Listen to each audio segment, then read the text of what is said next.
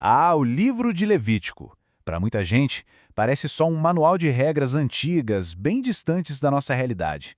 Mas e se eu te disser que, escondido nessas leis de milênios atrás, estão alguns dos princípios mais profundos sobre graça, justiça e comunhão? Nessa análise, a gente vai decodificar as ofertas de Levítico 5 a 7 para descobrir verdades que, olha, ainda hoje falam muito com a gente. A nossa jornada vai ter 5 paradas principais. A gente começa com a incrível acessibilidade da graça de Deus. Depois a gente entra na matemática surpreendente do arrependimento. Vamos sentir o calor de um fogo que nunca se apaga, nos sentar à mesa para um banquete de paz e, no final, conectar todas essas pontas. Preparados? Vamos mergulhar nisso? Vamos começar com uma provocação. A gente vive numa cultura em que me desculpa muitas vezes parece resolver tudo, né? Mas as fontes que estamos analisando nos dão uma outra perspectiva. O pecado não é só um sentimento ruim ou um erro que a gente confessa. Ele é uma dívida real, uma fratura que precisa de mais do que palavras para ser consertada de verdade. E é exatamente aqui que a beleza do sistema de Deus começa a brilhar de um jeito impressionante. Pensa comigo, se o pecado é um problema que afeta todo mundo, a solução também tinha que ser para todo mundo. E o primeiro pilar que a gente encontra é justamente esse, um sistema de perdão totalmente inclusivo e misericordioso. A necessidade de perdão, de restaurar as coisas, não é algo exclusivo de uma classe social. Atinge a todos, do mais rico ao mais pobre. E o sistema que a gente vê em Levítico leva isso em conta de uma forma genial, garantindo que ninguém, absolutamente ninguém, ficasse de fora da chance de se reconciliar com Deus. Olha só essa escala móvel de Deus em ação. O texto de Levítico 5 é super claro. Quem tinha mais recursos trazia um animal do rebanho. Para quem não tinha como, 2 aves serviam. E para os mais pobres, que não tinham nem as aves, um punhado de farinha era aceito. A mesma expiação, o mesmo perdão, disponível para todos. Então o ponto central é este. Como uma das fontes de estudo aponta, Deus está muito mais interessado no coração arrependido do que no valor financeiro da oferta. Ele se inclina para encontrar a pessoa exatamente onde ela está. Isso mostra que a porta da graça está aberta para quem busca de verdade, não importa o que se tem nas mãos. Mas atenção, graça não anula a justiça. E este segundo pilar é fascinante. O arrependimento, no sistema bíblico, não era só uma questão interna, espiritual. Ele exigia ações práticas, bem concretas, para reparar o dano que foi causado. A palavra-chave aqui é Asham. As fontes a definem como a oferta pela culpa. Mas o significado vai muito além. Asham quer dizer que o pecado, principalmente quando prejudica a outra pessoa, cria uma dívida objetiva. Não é só sobre se sentir mal, é sobre ser responsável por um estrago que precisa ser consertado. E aqui entra a matemática. Para pecados que causavam prejuízo material, tipo fraude, roubo ou apropriação indevida, a lei Levítico era muito clara.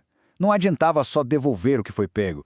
Era preciso devolver o valor original, mais 1/5, ou seja, um acréscimo de 20%. A diferença para a nossa ideia moderna de pedir desculpas é gritante, né? Hoje o foco pode estar só em confessar e sentir muito. Já a restituição bíblica exigia 3 passos: confessar a Deus, devolver o valor integral à pessoa prejudicada e ainda por cima pagar uma multa de 20% para compensar o transtorno. Arrependimento de verdade envolvia restaurar a justiça na prática. Vamos para o nosso terceiro tema que aprofunda ainda mais essa ideia. Depois de pedir perdão e consertar o erro, como é que se mantinha essa relação com Deus? O símbolo para isso era visual e poderoso, um fogo que ardia sem parar. Lá em Levítico 6, Deus ordena que o fogo no altar do holocausto nunca se apague. Dia e noite, os sacerdotes tinham a responsabilidade de alimentá-lo. Isso simbolizava 2 coisas. Primeiro, a necessidade de uma devoção contínua do povo e, mais importante, a disponibilidade constante de Deus para perdoar. As fontes nos lembram que, nas culturas da época, os deuses eram meio temperamentais, sabe? Precisavam ser acordados ou agradados. O Deus de Israel não. Ele mantinha seu altar sempre aceso. A mensagem era clara. A porta para a comunhão e para o perdão estava aberta 24 horas por dia, 7 dias por semana. E qual era o objetivo final de tudo isso? Não era só evitar um castigo, de jeito nenhum. Era a comunhão, a restauração do relacionamento. E isso nos leva à mais festiva de todas as ofertas: Essa é a oferta Shelem, ou oferta pacífica. O nome vem da mesma raiz de Shalom, paz, plenitude e bem-estar. Diferente de outras ofertas que eram totalmente queimadas, a Shelem era, na prática, um banquete sagrado, uma verdadeira celebração da paz que foi restaurada com Deus. Olha só que incrível como essa refeição era compartilhada. A melhor parte, a gordura, era queimada no altar, como um presente para Deus. Partes específicas, como o peito e a coxa, ficavam para o sacerdote, e o resto da carne, o ofertante levava para casa para comer com sua família, na presença do Senhor. Era literalmente um jantar com Deus. E essa celebração podia acontecer por vários motivos. Podia ser em ação de graças a Todá, por uma bênção recebida, podia ser para cumprir um voto, o neder, uma promessa feita a Deus, ou podia ser simplesmente uma oferta voluntária, a nedabá, um ato espontâneo de alegria. Em todos os casos, o foco era a comunhão, a celebração. Agora, a grande questão: o que tudo isso significa? Eram só rituais de um tempo antigo?